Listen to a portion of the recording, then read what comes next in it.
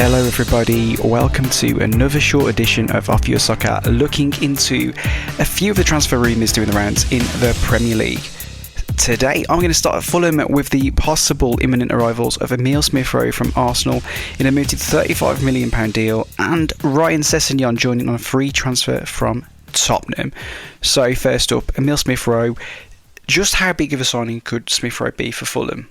So first of all, we'll try and do this for a lot of the players that we're looking at today. What kind of player is he? From what I know of Emile Smith-Rowe, he's a very technical player. He often plays in behind the striker, good on the ball.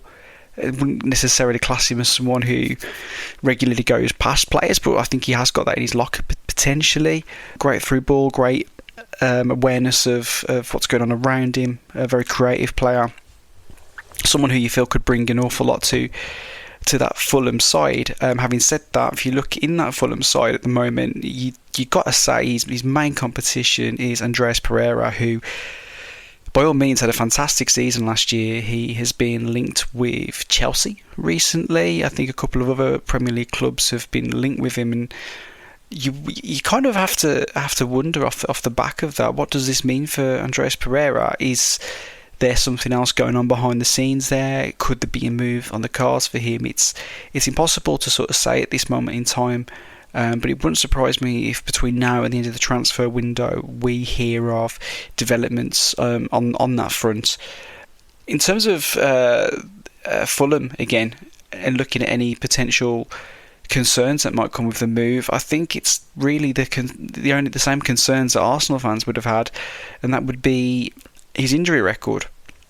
It's the thing that's probably stopped him progressing at Arsenal. It's the thing that probably creates doubt still at the club and in the minds of the club's fans, that he may, even without this sort of move on the horizon, if you were looking at him going into this season, you'd just be praying he could stay fit to see if he had any chance of becoming the player that everybody thought he might become. The hype around him when sort of he was breaking through into the team alongside the likes of Bukayo Saka was absolutely massive, and I think people really saw him as being one of the next big things, and purely down to fitness really he hasn't fulfilled that promise and potential. I think people will wonder and ask if Arsenal potentially cut their losses too soon. Not that there are really any losses as such, apart from the player himself, as he was an academy product. If anything, it would be a fantastic boost to Arsenal's PSR. I don't think they will be thinking like that. Arsenal obviously had a fantastic season last year, and I don't think he was massively missed in the end. There may have been games, if he had been fitter or available, he would have come on and potentially made a difference here and there. But if you look at the points Arsenal built up last season, there are other seasons gone by where they would have won the league. You're up against a fantastic Manchester City side, and I don't think Emile Smith-Rowe would have tipped the scales in that respect. So I don't think it will hurt Arsenal too much. Maybe if they find themselves in a position this season where they have a lot of injuries and short of squad depth, then maybe questions will be asked. But there's still plenty of time in this transfer window for Arsenal to make more signings themselves. There is a theme at the moment where it looks like Arsenal's younger talents are potentially being pushed aside for players from across Europe. I think Reece Nelson potentially could be on the move. I think if you look at Sakara's side, despite the amount of fantastic young players that Arsenal have brought through their system, that isn't really represented in the first team, and you would expect there to be more representation. A few years ago, that the players were getting in there, maybe not up to the standard that they'd quite like them to be, but with still plenty of time to flourish and progress. You're looking at other players, for example, now like Eddie Nketiah, who might be on his way this summer. Things aren't sticking for these young players at Arsenal. They're sort of getting over the initial line, but not managing to sort of stay the course. And I think a lot of Arsenal, it's not just Arsenal fans, it's fans of all clubs, they like to see their young players play. It's come through the system. There's a sense of pride you have there, which you don't get from many. Occasionally you get it, but you don't get it from many players who you've brought in from elsewhere. I mean, if you look at Manchester United and you look at Kobbie Mainoo and Garnacho having come through. Fans will be proud of both of them, but I promise you they'll be more proud of Kobbie Mainoo having come straight through the club in a way that Garnacho hasn't quite done, having come from Atletico Madrid, a relatively young age himself. Anyway, moving on from Emile Smith-Rowe, next up is Ryan Sessegnon. This could be a massive coup for Fulham, but again, there are concerns there. So first of all, in terms of what sort of player he is, I see Ryan Sessegnon as your modern fullback, or old modern fullback if you like, because you could argue that the old modern fullback is the guy creating lots of width, acting basically almost more like a winger than a fullback with a massive attacking threat. He can play in more advanced areas, but you'd expect to see him in that sort of fullback or wingback sort of role. Yeah, obviously in terms of the new modern fullback, you're looking at someone who will cut inside more, moving into those central midfield areas in the way that Pep Guardiola has done, Arteta does, and Ten Hag's tried to do at Manchester United more recently. His main competitor at Fulham, you're looking at Anthony Robinson, I think, primarily, unless they've got different sort of plans for him. I think there's also going to be a period of rehabilitation for Ryan Sessegnon too, so I don't think it would mean too much shouldn't be read into the possibility of him not necessarily playing loads this season. Again, as we were saying with Emile Smith-Rowe, what that might mean for Andreas Pereira, what does this mean for Anthony Robinson? He had a great year last year, from my perspective anyway.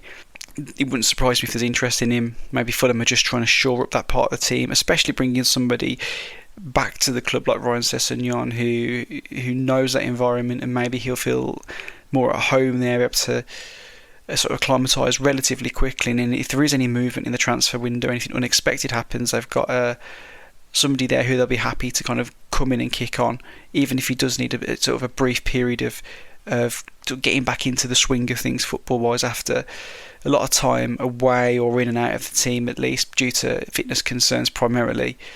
I think, as we say, the concerns around him would be fitness. However, the flip side to that is if you can keep him fit, you can get him back to the sort of form which took him to Tottenham in the first place. You might find yourself in a similar situation to that of, for example, Luton bringing in Ross Barkley, or Brentford bringing in Christian Eriksen, but younger. And obviously, if they can sort of rehabilitate him in a way, for lack of a better word, be fantastic resale value for them as well. So yeah, it's not an end game move necessarily for Ryan Sessegnon. It is sort of someone looking to boot their career. And obviously, even though Ross Barkley is a little bit older, if you just look what's happened from that move he made to Luton from France, and now he's obviously moved to an Aston Villa side who are playing in the Champions League next season. So you never know what's going to happen next. We also don't know what's going to happen next with Dani Olmo. There's been a lot of rumours in the transfer window with regards to will he move before his release clause expires. Dani Olmo, attacking midfielder, as we saw throughout the Euros, great at getting into the box and being an attacking threat. For me, he isn't the sort of person who necessarily comes to mind when I think of Manchester City at the moment, the type of players that they'd have causing a threat. I think, having said that, Ilkay Gundogan did a great job of getting into those sorts of areas for Manchester City before he moved on to Barcelona. You wouldn't have classed him as that sort of player, but it's a role that he seemed to maybe unintentionally move into at times, being that sort of goal-scoring midfielder.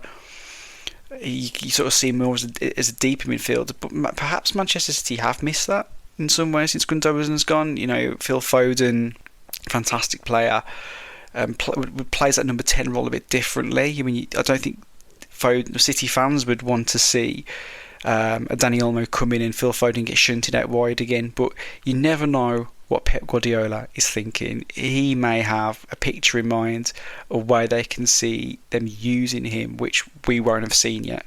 So it's almost a case of forget what you know in some respects. You never know what Pep's going to decide to do.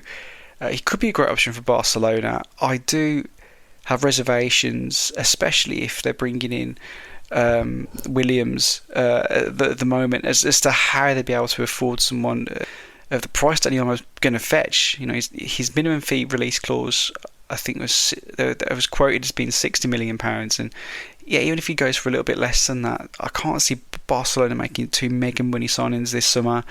I know the league had said that they're sort of on course now to comply with the financial rules, but complying is one thing. Being in a healthy financial situation, or a financially healthy enough situation to be able to go and actually show some proper force in the market, I just don't see that at the moment at all. Any concerns? There's a step up, obviously, from where he has been playing to playing in the Premier League, but just looking at how he plays, I don't think it'd be a problem for Dani Olmo. I think he'd do really well in the Premier League. And obviously, again, as we were talking about with someone of that sort of age profile with Ryan SESSEGNON, Dani Olmo could be at City for a couple of years. If it doesn't work out, I don't feel that they're going to particularly lose a lot of money on this transfer. I think he'd get a good resale. Obviously, there's the Donny van der Beek warning potentially, but I think Olmo's already shown a lot more to date than van der Beek had when he made his big move.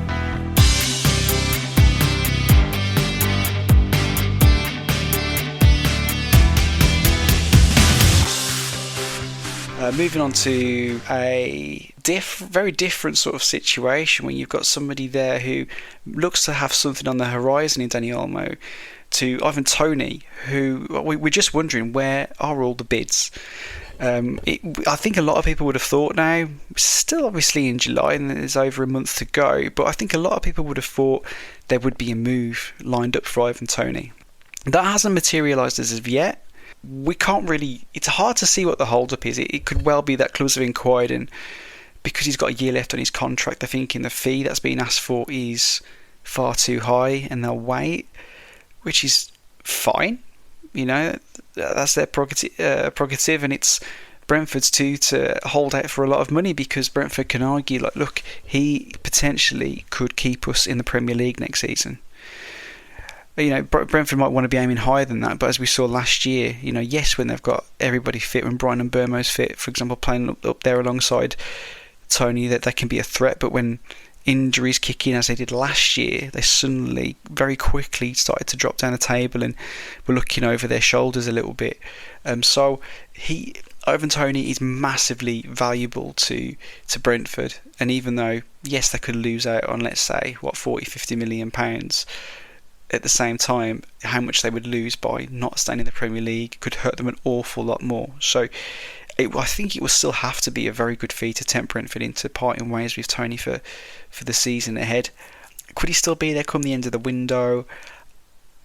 I doubt it. I think he'll move. It wouldn't surprise me if he is a very late move in the window. Looking at the sort of clubs who could be interested in him, you've got Manchester United. Yes, Joshua Zirkzee's come in, but he's not a goal scorer as such. You wouldn't put him in that category. He's more of a creator. So if you're looking for some true goal scoring foil or a challenge to Højlund, he may well be a very good affordable option.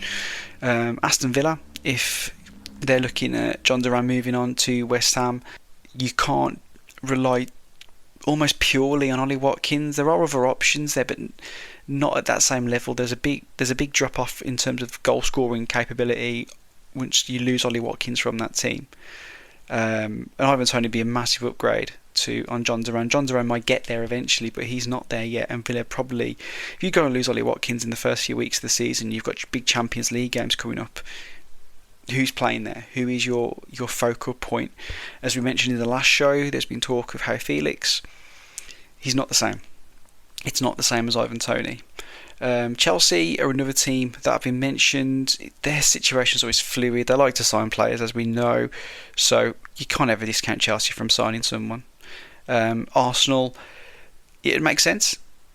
I think last season, perhaps in a similar way to, it felt like the season before with City in the Champions League, the season before they won the Champions League, that I was watching those games thinking, if you had a Haaland in that team, if you had that main focal point that could make the difference, And lo and behold, when they got him, I think it did. There's some games you're not going to be as effective as others, dependent upon how that team plays you're up against and the way they defend. You saw it in the past with United when Romelu Lukaku made the move there. Sort of steamroll over a lot of the smaller teams, score plenty of goals, but he just wasn't as effective in the big games. Sometimes it works out like that, but as long as you're scoring the goals, fantastic. So there could be room for him at Arsenal there, and he could be I think he could potentially make the difference for an Arsenal as long as he gets the service and put them into the position where, position they were in last season. Really, they could have won the league last year. He might be the tipping point, especially if those fine margins tilt that way. So it would be interesting to see where he goes. I'm sure there's a few clubs overseas who'd be looking at him, but you can see there aren't many clubs now in Europe who can afford the sort of fees that are being bandied about. Saudi Arabia can still afford those big fees, but they're being quite cautious at the moment about how they spend their money and where they spend their money, and not wanting to look like a retirement league. I think that's becoming quite clear to everybody. Moving on from Ivan Toney to, I apologise about my pronunciation, I'm going to go with Noussair Mazraoui to West Ham. I've seen Mazraoui play a fair few times now. He's much more dynamic than what they currently have. He's quite a direct sort of player. More recently, you can see that he, just down to the team tactics, I think personally, he can make a lot of inside runs. He's quite comfortable moving into that sort of area. So maybe it's something Lopetegui's considered, and it's the way he wants to play, and he's going to complement that. But even if he was asked to play as a more traditional right back and bomb up and down the side, I don't think that would be an issue for him whatsoever. His sort of main competitor is Vladimir Kufal, and I think, if anything, Kufal is immediately put into that backup role. Obviously, fullbacks can be flexible to a point. Some are better than others at having to shift across to left back, and that could always happen for Mazraoui or Kufal from time to time in that team if needs be. But I do think it wouldn't surprise me if Kufal's gradually pushed out, if not this summer, the summer after. The concerns-wise, it would be for me, will he stay? If he comes in, he's 26 years old at the moment. If he comes in and has a blinding season, I think West Ham would definitely hang on to him the following summer. I don't think they'll be letting him go. But once you get 2 years into the contract, especially if it depends, the length of the contract could be very important here, because if it's a 4-year, for example, and he's only got 2 years left after 2 years in, 28 years old, he'd be a proven Premier League player at that point. And if he's really lit things up, yes, West Ham have got the best out of him for a couple of years, but you're ideally wanting to sign someone as a longer term solution. And at 28, you will get money back. There will be some resale value. You could argue you're at your peak then, but you haven't got all of your best years ahead. So the money that they're spending for him now, they could potentially get that back, but I don't think there's huge resale value there. So you really, if you are like a top tier club in Europe, then you're not too worried about this sort of signing in that respect. You're thinking, well, he's going to be more than happy to stay here. Maybe unless obviously a Real Madrid come calling, who do feel like the pinnacle in European football at the moment, who can probably wrest a player away from most clubs who have a particular affinity to the club they're at.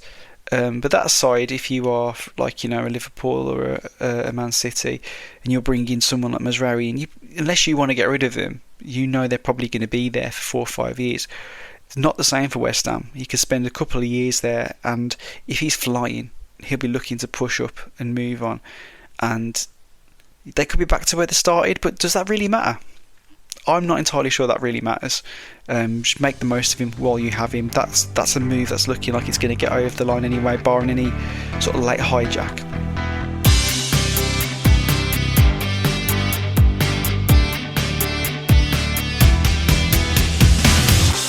Next up, we've gone from one player moving to West Ham, and now for our new segment, according to YouTube, we're going to have a little look at Lewis Orford. He looks to be heading to Aston Villa as part of the John Duran deal. So according to YouTube, Lewis Orford is the next Declan Rice. He's the new wonder kid, and he can save West Ham millions. And in one sense, he will be saving West Ham millions, acting as a make-weight in that deal that we just talked about. Now, this segment going forward, it's called, according to YouTube, as I'll be looking at a player I know next to nothing about, and although I've heard of Lewis Orford, I know nothing about him. So, as I'm talking right now, I'm going to go to YouTube and have a look at a few clips and see what Aston Villa are getting. So, let's have a look. Right, here we go. First one. From 11 months ago, is West Ham teenager Lewis Orford the next Declan Rice? Well, let's find out. This video is apparently going to tell us. And we've just got him popping a couple of free kicks there in training into the top corner. Some nice graphics to introduce him to us.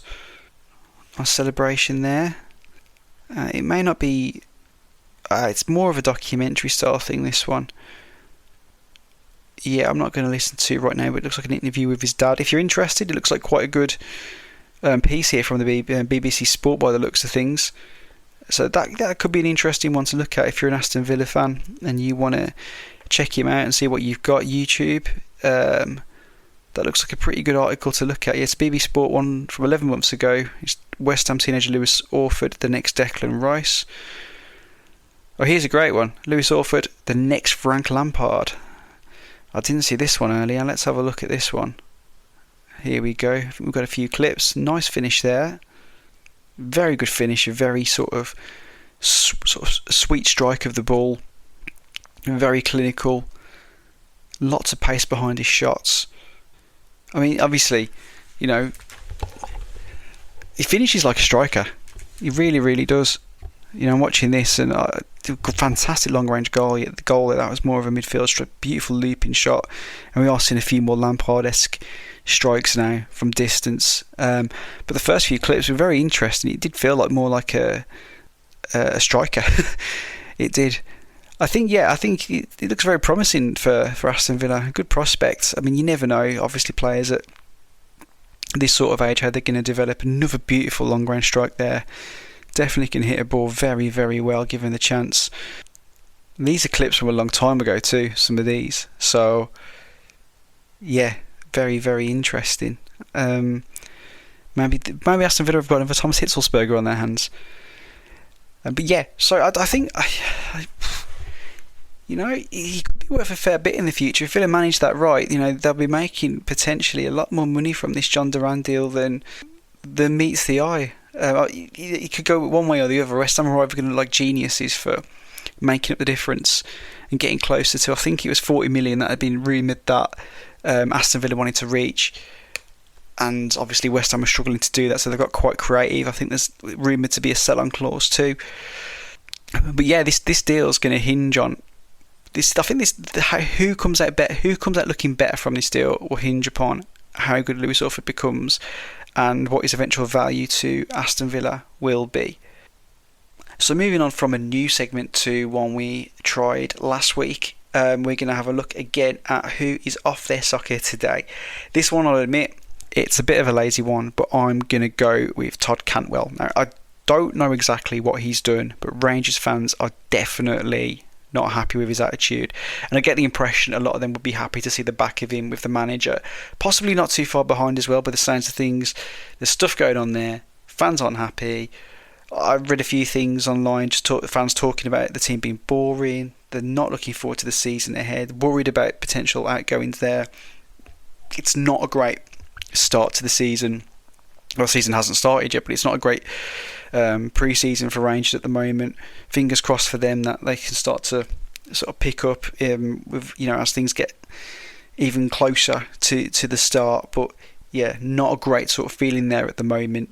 One thing as well, we'd normally be finished right after that, but I did see, just as I was putting the notes together before doing this pod, very quickly before we finish, it looks like Spurs are apparently close to the signing of Federico Chiesa from Juventus, which would be absolutely huge if that came off. I'm not sure why it hasn't clicked at Juventus, not from the beginning, obviously, because he's already done great for them, but I kind of thought those two would end up just being like, you know, a match a match made in heaven and they'd be together forever. And then obviously over the last year or two, there's just been a lot more talk about Chiesa leaving Juventus, which just felt really weird to me, that why they'd contemplate him leaving. You know, yes, players have ups and downs in their form, and maybe he's not always been exactly what they want him to be, but you'll always get that with wide players. You know, it's so rare you'll get a wide player producing massively consistent performances. You know, you'll tend to see that more from centre backs and centre midfielders. You know, once upon a time fullbacks too, but the fullback role's changed. Your wingers are going to be unpredictable. Some days they will absolutely burn a defender. Other days they can't get past. They can't beat the man, or the cross hits the first man all the time. Or if they're inverted wingers, they just keep running into traffic. Their form is up and down, and he's someone you definitely want in your squad. So if Tottenham can pull that off, I think that's a very, very good piece of business. Anyway, this has been Off Your Soccer. Thank you for listening today. I will catch up with you all soon, and yes, we will be talking more about Federico Chiesa on the next pod. See you later.